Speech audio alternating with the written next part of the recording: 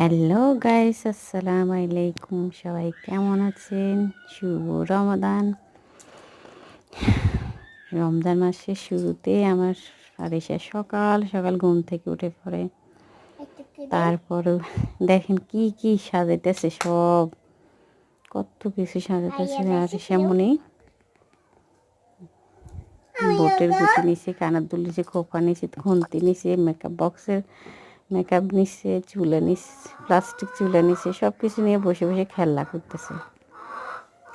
মানে মাকে ডিস্টার্ব করার কোনো উদ্দেশ্য নেই, বসে বসে খেলা না রান্না খেলা করতেছে, খেলা করতেছে। আমি এখন কি বানাচ্ছি জমানকে